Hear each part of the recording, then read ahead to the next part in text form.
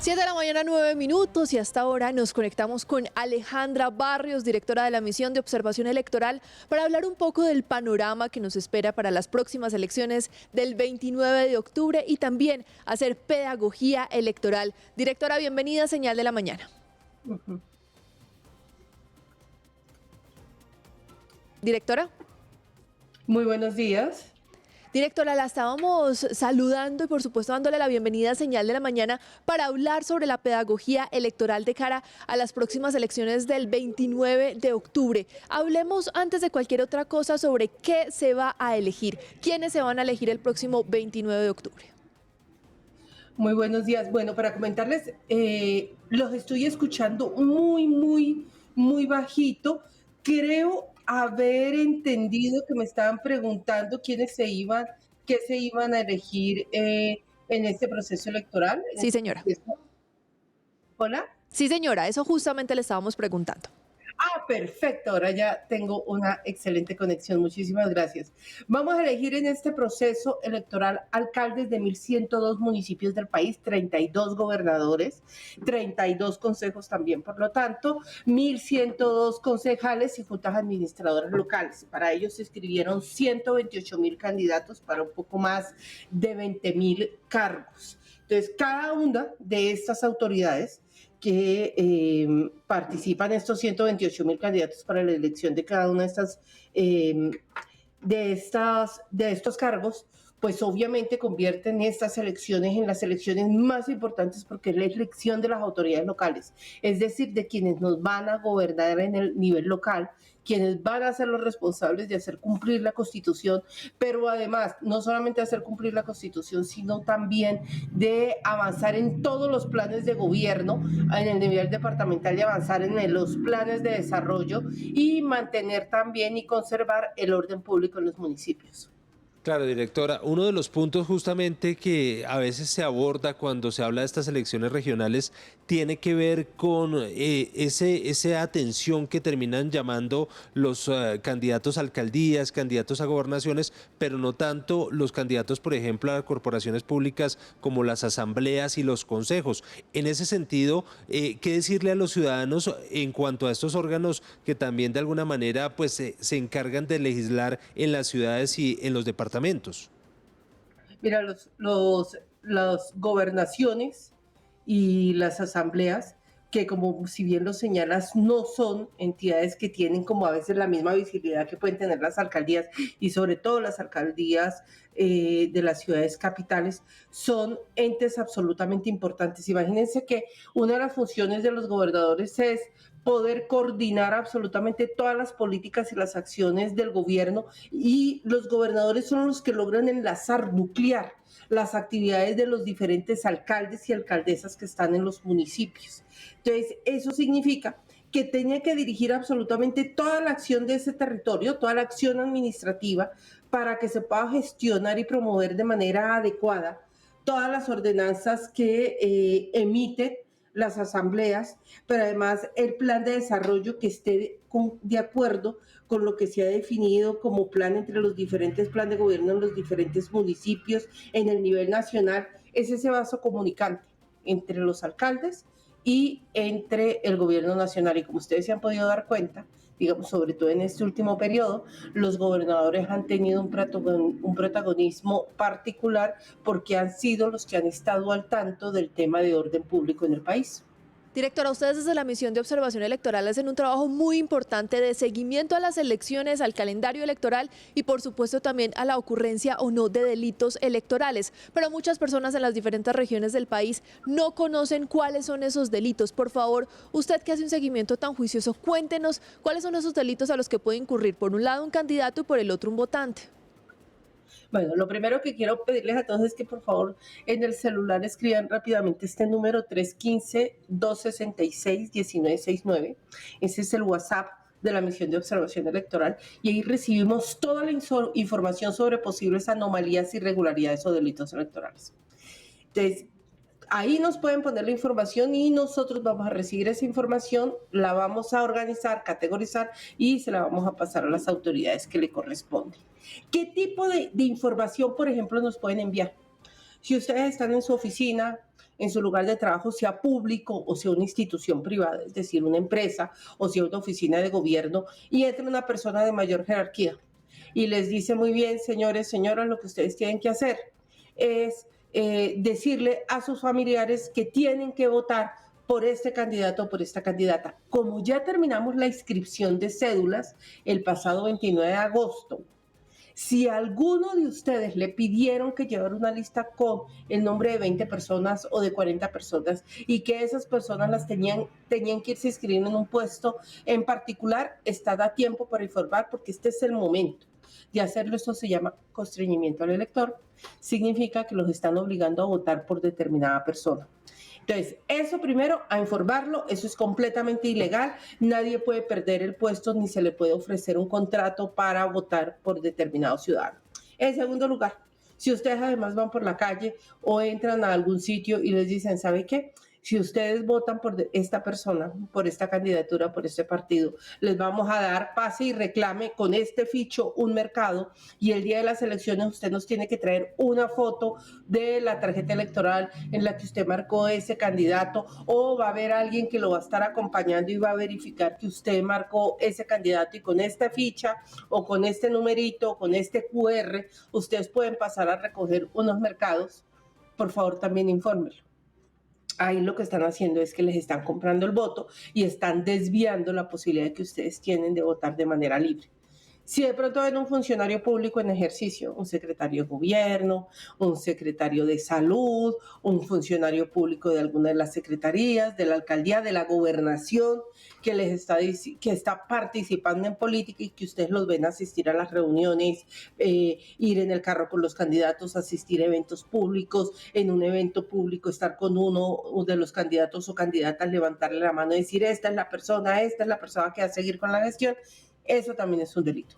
Entonces, por favor, nos informan también en pilas con el voto, porque no pueden los funcionarios públicos favorecer ninguna de las candidaturas, porque ellos precisamente también son responsables de mantener la equidad en el juego entre los diferentes aspirantes, sobre todo ahora que tenemos municipios que llegan, por ejemplo, a 19, 18, 17 candidaturas. Claro, ahí está justamente entonces esa línea, la 315-266-1969, para que informen sobre esas irregularidades que se pueden presentar. Justamente, Alejandra, ustedes tuvieron la semana pasada reunión en la Comisión Nacional de Garantías Electorales. Allí ustedes presentaron un informe sobre financiación de las campañas. ¿Qué irregularidades que han detectado en cuanto a la financiación en esta campaña? Pues nada, en principio nada.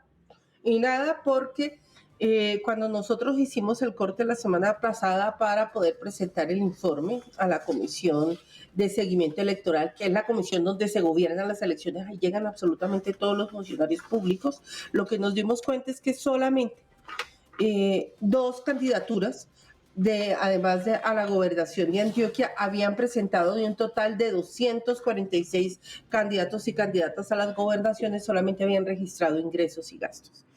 Que además de esos 132 candidatos tenían los formularios en blanco, es decir, 132 candidatos no habían tenido ni ingresos ni gastos, ellos se inscribieron, ya había pasado un mes de elecciones, no habían reportado absolutamente nada, y 112 candidaturas, es decir, el 45% del total de candidatos y candidatas que se inscribieron, ni siquiera aparecían registrados dentro del aplicativo, es decir, no habían puesto los nombres, razón por la cual si ellos mismos se buscaban para poder subir la información, tampoco lo lograban. Hay una resolución del Consejo Nacional Electoral, para los que les gusta ver así como el detalle, es la resolución 4737, que dice que cada que se registre un asiento contable, es decir, un ingreso o un gasto, durante la semana siguiente tiene que subir esa información a cuentas claras. ¿Cuál es la importancia de subir la información a cuentas claras? Que todos y todas nosotras podemos hacer seguimiento de lo que se gasta nuestro candidato o el candidato de la competencia. Así de sencillo. Cuando estamos hablando de más de 128,000 candidaturas, uno de los huecos por donde se puede modificar el equilibrio en la competencia electoral es precisamente la financiación de las campañas políticas, porque ingresan gastos que no se reportan, se hacen donaciones que no se reportan, se efectúan se reciben ingresos que pueden estar por fuera de la ley o que son ilícitos. Por ejemplo, de recursos mal habidos que pueden provenir del narcotráfico, del secuestro, de sobornos, etcétera. Entonces, todo eso modifica el equilibrio, pero además modifica la transparencia y la legitimidad de las elecciones. ¿A quién le corresponde mantener la información al día? Que todos los ciudadanos y los periodistas y todas las campañas políticas puedan vigilar que efectivamente, inclusive su contrincante, se está reportando lo que realmente se está gastando en calle, le corresponde al Consejo Nacional Electoral. Y para eso deberíamos poder acceder a esa información por dos vías. Una, o a través de pilas con el voto del Consejo Nacional Electoral o a través de datos abiertos, que es donde se reposa toda la información a nivel nacional. A un mes de elecciones no teníamos esa información. Sí, director, hablemos del tema de la trashumancia electoral. Algunas regiones, cuando la registraduría ya dio oficialmente el balance de inscripciones de cédulas, presentaron unas variaciones importantes. ¿Qué decir puntualmente de la trashumancia electoral en las regiones de nuestro país? Pues mira, lo primero es una invitación que a través de una comunicación que le estamos entregando el día de hoy al Consejo Nacional Electoral, es que le estamos solicitando muy respetuosamente que los análisis de inscripción de cédulas no los haga a través de cambios porcentuales. Es una metodología completamente equivocada. Si usted escoge, y cualquiera lo puede hacer, busquen las inscripciones del año pasado. Entonces dicen, de hace 4 años, perdón, ya hace 4 años había en este municipio 100 personas inscritas y ahora se inscribieron otras 100. Tuvo un incremento del 100%. Eso es metodológicamente muy mal hecho. Y es muy mal hecho porque se está partiendo de 2 premisas falsas. La primera premisa falsa es que entonces la inscripción de candidatos de hace 4 años era la inscripción de candidatos que estaba bien para ese municipio. Y la segunda, que los lleva a tomar errores equivocados, es que es lo mismo que se inscriban en un municipio con la misma cantidad de habitantes, si para una modificación porcentual, digamos, si se inscribió en el último proceso 100 ciudadanos y ahora se inscribieron 100, tuvo una modificación del 100%, pero en otro municipio con la misma cantidad de ciudadanos, si se inscribieron 20 y ahora se inscriben 40, pues tuvo una modificación del 100%. No se está teniendo en cuenta la población. Entonces, lo primero que le estamos diciendo al Consejo Nacional Electoral es, por favor, no utilice la metodología de cambios porcentuales porque le va a dar el país como si hubiera trashumancia electoral por todas partes. Ahora vámonos al tema de trashumancia electoral. Efectivamente, tenemos una serie de municipios y nosotros presentamos de manera particular, llamamos la atención sobre los puestos de votación de frontera del departamento de Arauca, de Arauquita, de Saravena. Nosotros recibimos de este departamento información importante en pilas con el voto, que nos está llevando a hacer una revisión minuciosa de cómo ha sido la inscripción en los puestos fronterizos, porque lo que se señala es que hay trashumancia transnacional. Al mismo tiempo que solicitamos la revisión específica de esos puestos de votación por parte del Consejo Nacional Electoral, estamos diciendo que también revise Puerto Nariño en Amazonas, que ha tenido tradición de trashumancia electoral con el Perú, y los puestos fronterizos de La Guajira y de norte de Santander, los fronterizos, porque esos también, y de manera particular Uribia. Uribia nos ha dado, haciendo análisis de tasa de inscripción por cada 1.000 habitantes, nos ha dado un comportamiento atípico en inscripción de cédulas y hoy podemos identificar inclusive el puesto de votación en el que esa inscripción atípica de cédulas se ha dado. Entonces, la invitación al Consejo Nacional Electoral fue mirar inscripciones de fronterizas, hacer análisis detallado, modificar la metodología que se está utilizando, nos va a llevar a conclusiones falsas y hacer además lo siguiente, informar a todos los ciudadanos y ciudadanas si de pronto se les llega a hacer una anulación en la inscripción de cédulas, cuál es el mecanismo adecuado para poder reactivar esa última inscripción de cédulas que fue anulada. Importante eso que usted está planteando. Estamos conversando con Alejandra Barrios, ella es la directora de la misión de observación electoral de cara a esas elecciones regionales que vamos a tener el 29 de octubre. Alejandra, en cuanto a los temas de seguridad, varios gobernadores, mandatarios, incluso en los municipios, han planteado esa inquietud de municipios en los cuales no habría garantías de seguridad para desarrollar los comicios. Ustedes desde la misión, ¿cómo ven ese escenario? Nosotros compartimos completamente la preocupación que tienen alcaldes y gobernadores, que es exactamente la misma preocupación que ha manifestado en las comisiones de seguimiento del gobierno nacional, las fuerzas militares, en la Defensoría del Pueblo. Es decir, hay una preocupación general por la situación de orden público en el país. Esa la compartimos nosotros también. Pero también, ¿qué compartimos? Compartimos el compromiso de las diferentes instituciones que tienen de activar las diferentes acciones que se habían preparado, la planeación que se había hecho, acciones diferenciadas de acuerdo al tipo de grupo armado ilegal, de acuerdo al municipio, de acuerdo a las características de contexto, para alcanzar en este ya poco menos de 2 meses a poder brindar en el territorio, en aquellas subregiones donde están los problemas de orden público, las garantías necesarias. Nosotros entendemos que hay una expectativa muy fuerte, muy grande, que los avances de ceses bilaterales o unilaterales del fuego que se puedan hacer con diversos grupos armados ilegales logren bajar la presión en algunos territorios. Nosotros confiamos en que eso sea así. Esto de una parte. Segunda parte, en lo que tiene que ver con la seguridad de los candidatos y las candidatas, indiscutiblemente aquí ha habido un trabajo muy juicioso, muy serio de la Unidad Nacional de Protección, pero también hay que entender las limitaciones que tiene la Unidad Nacional de Protección y más que la misma Unidad Nacional de Protección del Estado colombiano. Tenemos 128.000 candidaturas y hay algo que es absolutamente claro, no se puede prestar seguridad a 128.000 candidatos, así el Estado tuviera los recursos para poder poner o asignar una escolta y un carro blindado a cada una de estas candidaturas. Así que aquí hay un trabajo que se tiene que hacer conjunto entre las autoridades locales, alcaldes, gobernadores, las organizaciones políticas que son precisamente las que conocen de primera mano cuál es la situación de seguridad de sus candidatos y candidatas para que ayuden a priorizar y obviamente todo el sistema de protección. Si logramos eso, vamos a lograr mecanismos de protección adecuados. Si se logra avanzar de manera positiva en los diferentes ceses bilaterales, unilaterales al fuego, vamos a bajar la presión en uno de los en territorios muy difíciles y finalmente, pues obviamente hay una gran responsabilidad de las acciones que hace la fuerza pública y acciones que tienen que ser responsables. Hacer elecciones en medio de una balacera no es recomendable. Sí, estamos en Colombia, mi elección 2023. Directora, quiero que hablemos de la participación de mujeres en política. Ese también, por supuesto, ha sido uno de los temas preponderantes en estas elecciones, o al menos en este calendario electoral. ¿Qué decir al respecto? ¿Cuántas mujeres se animaron a participar en política y los partidos políticos también incentivaron sus candidaturas?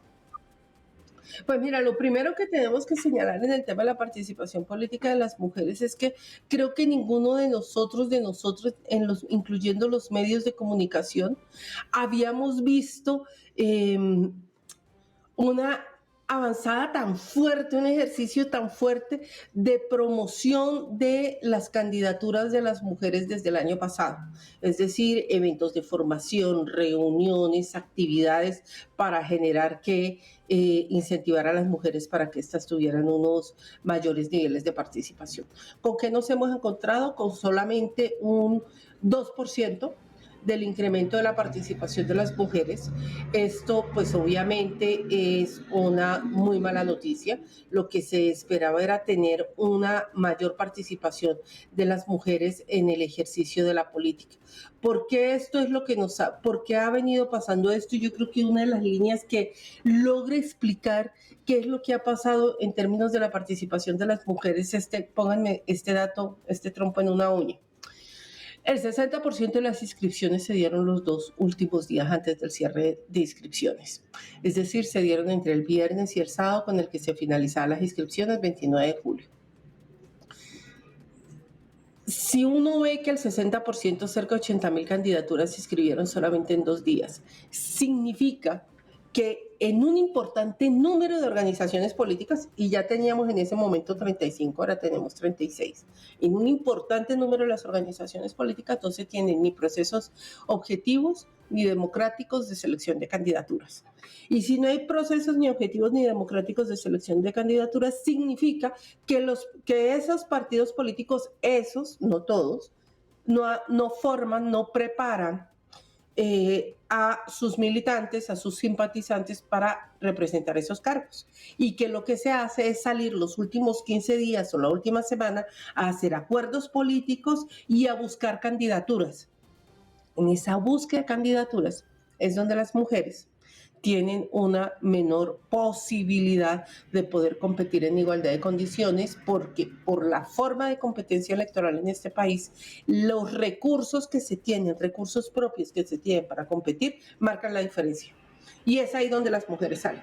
Si los partidos políticos no son explícitos en cuáles son las políticas que tienen en términos de inclusión de las mujeres, si no tenemos partidos políticos democráticos, partidos políticos que seleccionan sus candidaturas a partir de procesos internos de formación, que conocen el partido, que comparten las mismas posturas ideológicas, de programáticas, etcétera, pues lo que tenemos es mujeres que por más que asistan a cursos de marketing político, charlas de financiación de campañas, no tienen oportunidades reales, porque lo que termina haciendo la diferencia es si se conoce a alguien, si es amigo de otra persona y sobre todo si tiene los recursos. Hay municipios, hay departamentos en los que seguimos teniendo mujeres sin representación para las mujeres en la competencia electoral. Por ejemplo, si volteamos a mirar Bogotá, Bogotá tiene hoy una mujer alcaldesa y pues en este proceso electoral no va a haber una mujer que compita por el primer cargo de la capital. Pero si vemos otros departamentos, como en el Valle del Cauca, estamos viendo con una gran capacidad de representación otra mujer, acaba de ser una mujer gobernadora, está siendo gobernadora, y hay mujeres compitiendo por ese puesto, por ese cargo. Falta mucho por trabajar. Creo que todos tenemos que voltear la mirada y empezar a mirar los partidos. No todas las reformas políticas de fondo se hacen en el Congreso, sino los partidos tienen responsabilidad.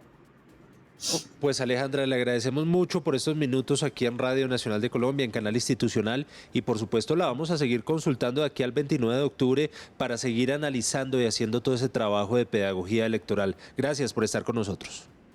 No, ustedes muchísimas gracias por la invitación y espero estarles contando y que nos ayuden a informar. La próxima semana debemos estar haciendo precisamente un especial sobre mujeres candidatas en el país en un space invitado por la MOE.